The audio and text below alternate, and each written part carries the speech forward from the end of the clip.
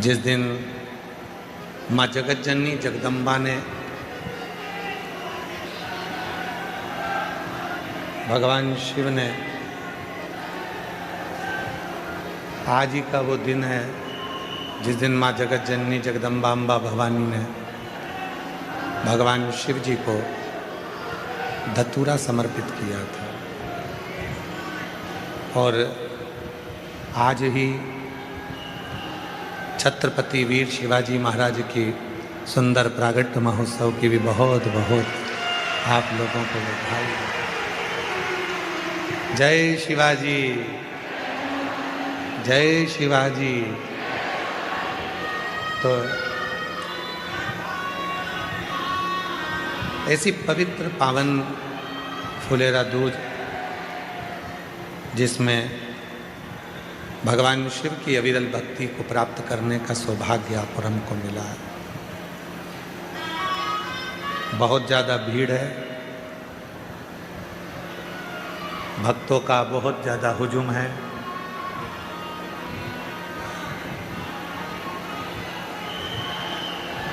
एक भक्ति और एक मुक्ति,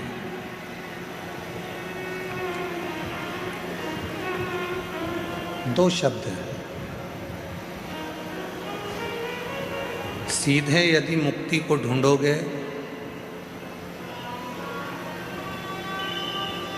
तो प्राण छूट भी जाएंगे, मर भी जाओगे, चले भी जाओगे, प्राण चले भी जाएंगे। फिर वापिस पुनः जन्म लेना पड़ेगा। रोज जैसे सेट करते हो वैसा कर दो।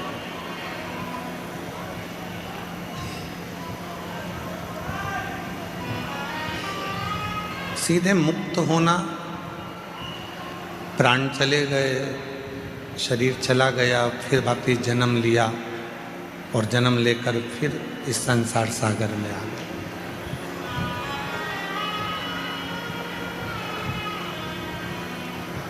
पुनरपि जननम और पुनरपि मरणम के जो प्रपंच है,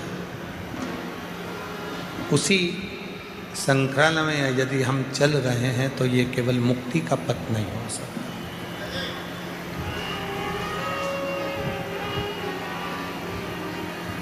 शिव महापुराण की कथा कहती है, जब व्यक्ति के जीवन में भक्ति बढ़ती है, भक्ति का प्रवेश होता है और वो भक्ति इतनी अविरल हो जाती है, इतनी अविरल हो जाती है, तो परमात्मा को तुम्हें वापस भेजना नहीं होता। परमात्मा आपको जब लेकर जाता है तो अपनी शरणागति में उसको रख लेता है, फिर वापस नहीं भेजता। बस भक्ति को बढ़ाना है, भक्ति को बढ़ाना। ये चल रहा है ये वाले, जितना भक्ति बढ़ेगी उतना सुख पाओ।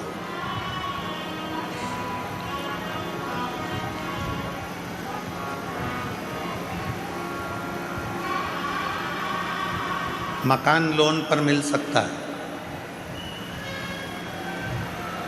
जमीन लोन पर मिल सकती है, गाड़ी लोन पर मिल सकती है, फ्रिज लोन पर मिल सकता है, वॉशिंग मशीन भी लोन पर मिल सकती है, सोना और चांदी भी लोन पर मिल सकता है।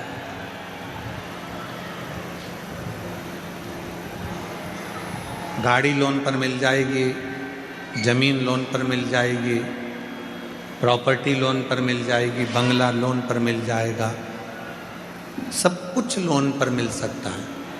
पर एक भक्ति और दूसरी मुक्ति, ये कभी लोन पर नहीं मिलती।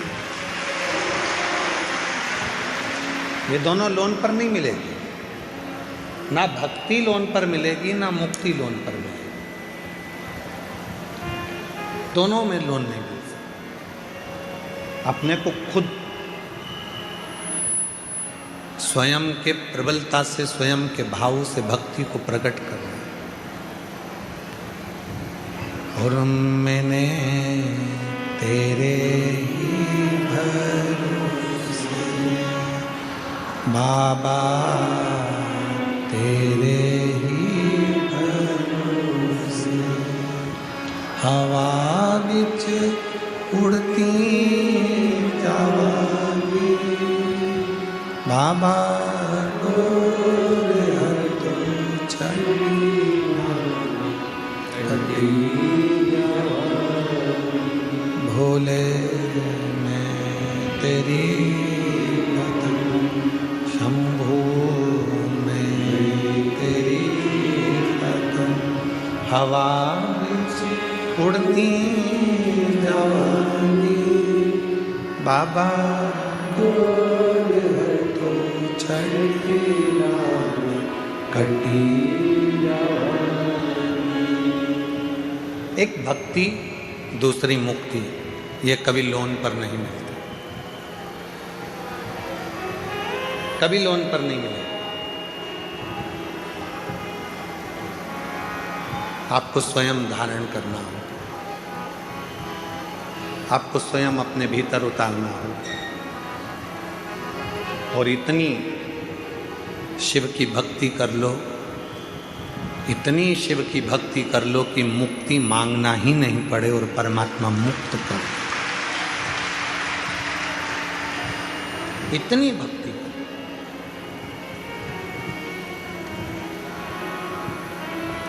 और इतनी जल्दी भक्ति मिलती भी नहीं है। चंदन का तिलक लगा लो और माला पहन लिए और सोचा कि भक्ति मिल गई, तो नहीं मिलेगी, बहुत कठिन। मंदिर में जाकर बैठ गए और सोचा कि भक्ति मिल गई, बहुत कठिन।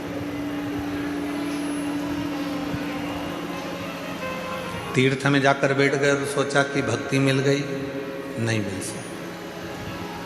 गंगा यमुना के तट पर जाकर बैठ गए और सोचा कि भक्ति मिल जाएगी, नहीं मिल सकती, नहीं मिल, इतनी जल्दी नहीं मिल सकती। बहुत परीक्षा लेता है, बहुत, तब जाकर भक्ति प्राप्त होती है।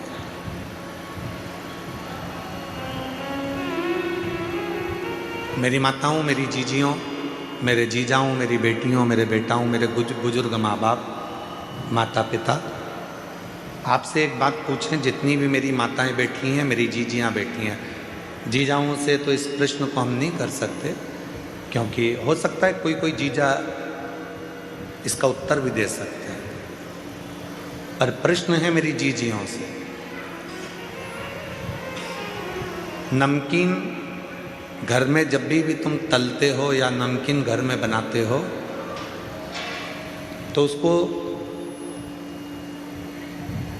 तेज आंच में बनाते हो। गैस की आंच कैसी रखते हो? तेज। अग्नि कैसी रखते हो? तेज। और जब मीठा कुछ बनाते हो तो गुलाब जामुन बना रहे हो, हलवा सेकना है, सीरा बनाना है, मीठी थुली बनाना है, खीर बनाना है, कोई मीठी चीज़, कोई पुआ बनाना है, गुजिया बनाना है, मीठा मक्खन पारा बनाना है, मक्खन बड़ा बनाना है, मैसूर पाक बनाना है, घेवर बनाना है, मीठा बनाना है, तो मेरी जीजियाँ सब जानती हैं कि मीठा बनाने के लिए आँच को, अग्नि को थोड़ा धीमा रखा जाता है। बोलो सही है कि गलत है? नमकीन बनाना है तो आँच को तेज करना पड़ेगा, और नमकीन बनाना है तो आँच को तेज कर कर तला निकाला। भजिया तेज आँच में, नमकीन तेज आँच में, पोहा तलना है तेज आँच में, चने की दाल तेज आँच में, जितना नमकीन बना रहे हो उसको तेज आँच में बनाना पड़ेगा। पर मीठा, गुलाब जामुन, मक्खन पाड़ा, मैसूर पाक, बेसन चक्की, हलवा, सीरा, खीर, जो भी बनाना है उसको धीमी आंच में बनाना पड़ेगा, धीमी आंच में।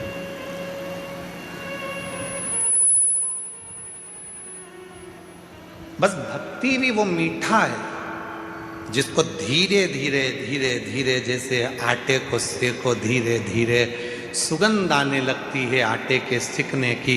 उसके बाद फिर वो हलवा तैयार हो जाता है, सीरा तैयार हो जाता है।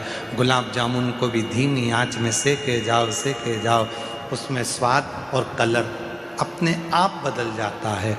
गुजिये को धीमी आंच में सेके जाओ, उसका कलर और आनंद सुगंध